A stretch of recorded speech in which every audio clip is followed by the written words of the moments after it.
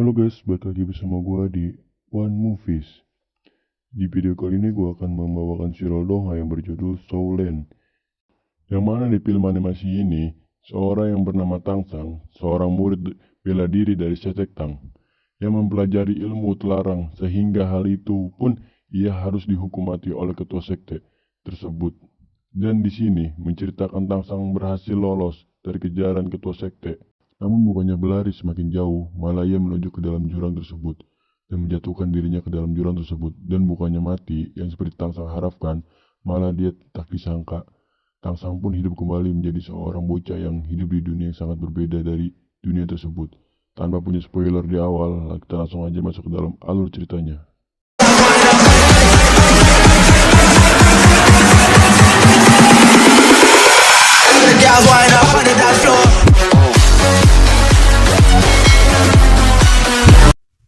Di awal cerita memperlihatkan seseorang yang bernama Tang San, dan kisah akan berfokus kepadanya.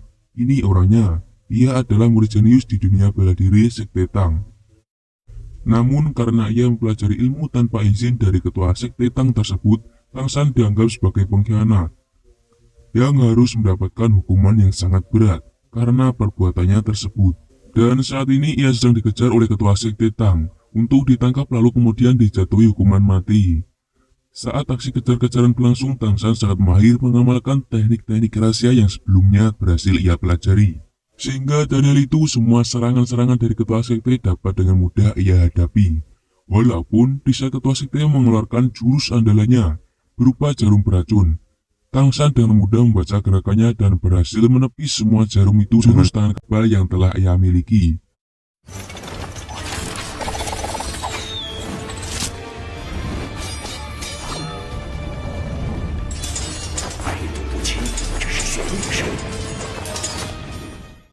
Dan aksi kejar-kejaran tersebut berlangsung sangatlah lama, sampai malam pun tiba. Dan Tang San pun berlari menuju Devil Throne, yaitu tempat di mana seseorang yang dianggap telah melakukan kesalahan berat harus dihukum mati. Di sini Tang San menuju jurang api dan berniat untuk mengakhiri hidupnya dengan menjatuhkan diri ke dalam jurang api tersebut. Hal itu bukan berarti ia menyerahkan diri, karena ilmu rahasia yang berhasil ia pelajari mampu menandingi dan menghabisi ketua sekte Tang tersebut. Tapi tak lain hal itu ia lakukan karena Tang San menyadari jika memasuki perpustakaan sekte rahasia dan mempelajari ilmu dari sekte rahasia tanpa izin, hukuman yang pantas itu hanyalah kematian. Dan sebelum ia menjatuhkan diri ke dalam jurang api tersebut, Tang San berkata kepada ketua sekte Tang bahwa yang ia lakukan bukanlah kesalahan, karena skill rahasia yang ia pelajari tidak pernah Tang San bocorkan ke siapapun. Selanjutnya Tang San mengeluarkan skill tertinggi sekte Tang, yaitu Ranking Buddha Lotus, yang mana itu membuat ketua sekte terkejut dengan hal itu, karena melihat keberhasilan Tang San mempelajari skill tersebut.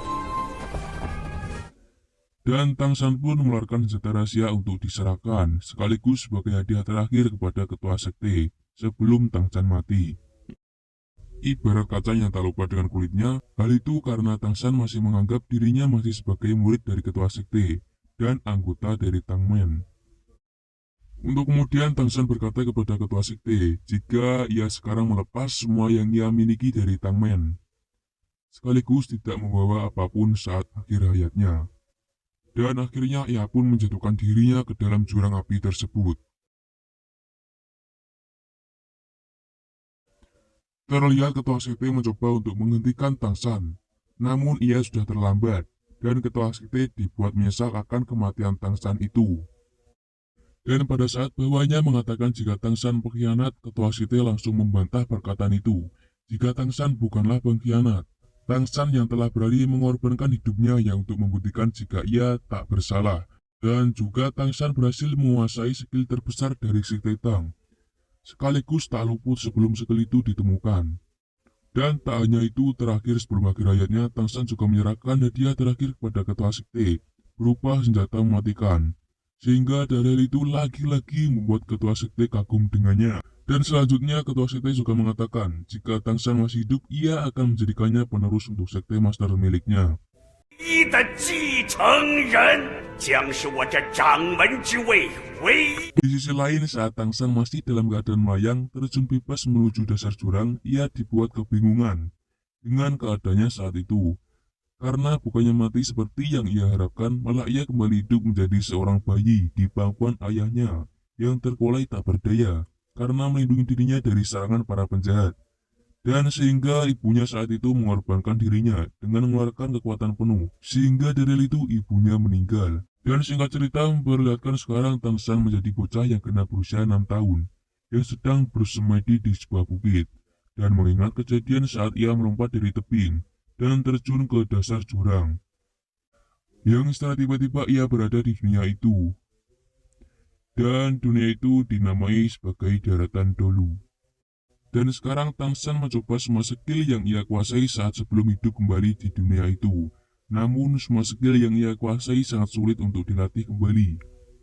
Bahkan skill kegelapan langit yang pernah ia kuasai, yang mempunyai 9 level, karena berbeda di dunia itu dengan dunia Tangshan berasal, sekarang level 1 pun sulit untuk ia amalkan. Dan kemudian Tangshan pun pulang menuju rumahnya, yang berada di sebuah desa yang mana sebagian besar pekerjaan orang di desa tersebut merupakan penjual sayuran. 老李头，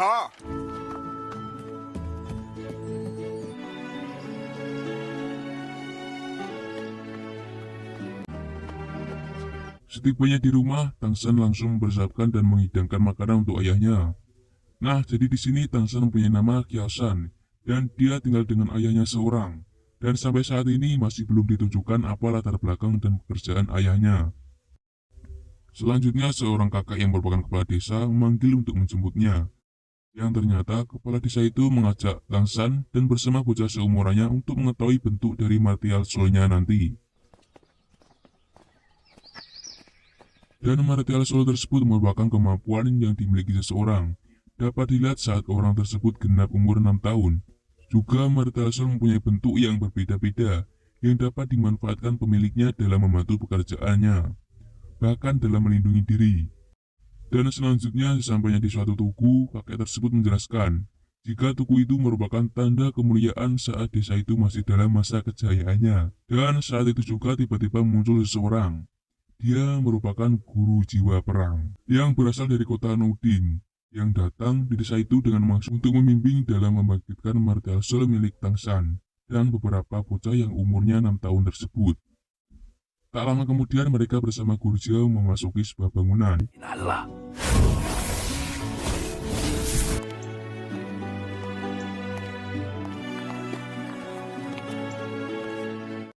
Di sisi lain, kakek kepala desa tetap berada di luar.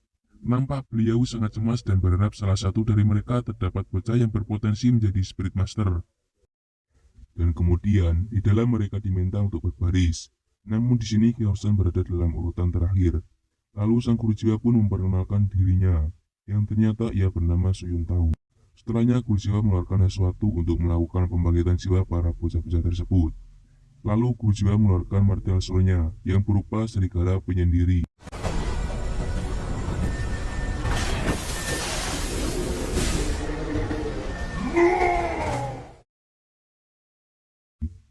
Dan selanjutnya apa yang terjadi?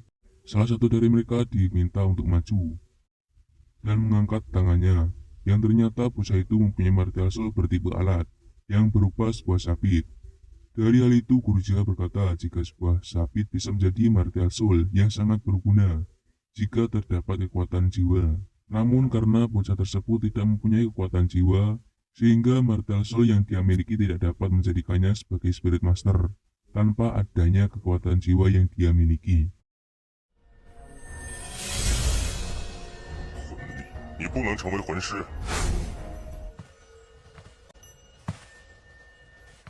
Dan satu persatu dari mereka yang diminta maju ke depan juga mempunyai martial soul bertipe alat, akan tetapi tidak mempunyai kekuatan jiwa. Sementara itu yang menjadi giliran terakhir merupakan Tangshan. Saat ia masuk ke depan terdapat sesuatu berbeda darinya jika dibandingkan dengan bocah-bocah sebelum dia. Tangshan mengeluarkan 2 martial soul sekaligus, yang berupa rumput perak biru di tangan kanan dan palu di tangan kiri. Namun, Tang Shan menutupi martial soul di tangan kirinya, dan Kurojiwa tak mengetahui hal itu. Yang dia ketahui, Tang Shan hanya mempunyai martial soul yang berupa rumput perak biru.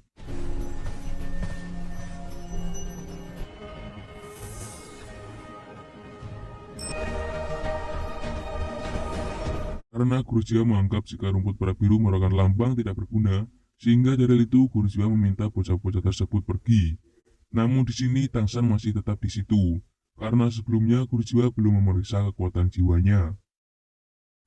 Dan di saat Kurojiwa memeriksa kekuatan jiwa milik Tang Shan, Kurojiwa dibuat terkejut atasnya. Saat melihat kristal yang disentuh Tang Shan bersinar begitu kuat, dan itu menandakan jika Tang Shan mempunyai kekuatan jiwa yang sangat dahsyat.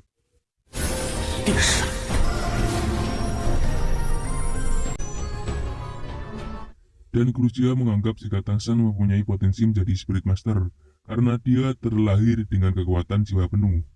Kurojiwa berkata kepadanya, jika Tang Shan menjadi Spirit Master, dia akan menjadi Spirit Master dengan peringkat tertinggi, di mana Spirit Master dengan kekuatan jiwa terendah disebut peringkat 1 Spirit Master, dan Spirit Master kekuatan jiwa penuh dari lahir merupakan Spirit Master peringkat 10, yang merupakan peringkat tertinggi dari tingkatan Spirit Master.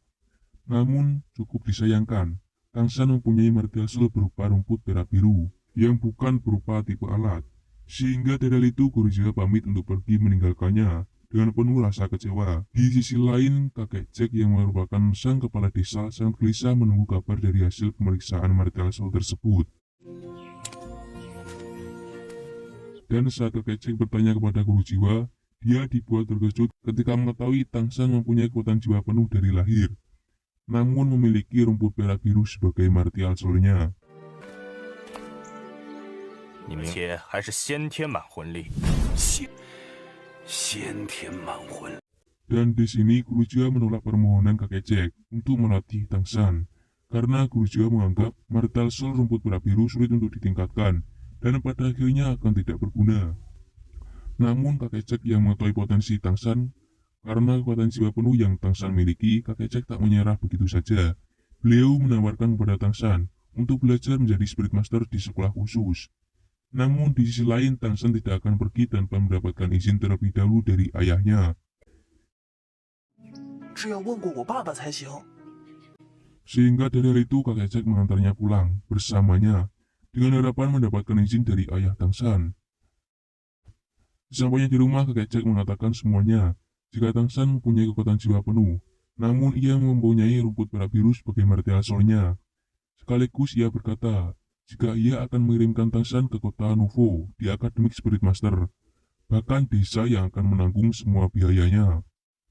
Namun di sini lagi-lagi kakek Jack dibuat kesal ketika ayahnya Tang Shan masih mempertimbangkan dan mengatakan tidak untuk kepergian Tang Shan tersebut. 不行，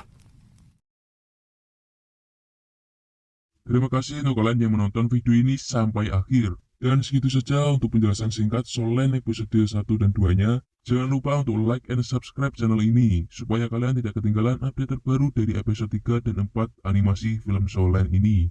Dan akhir kata, sampai jumpa di video saya selanjutnya.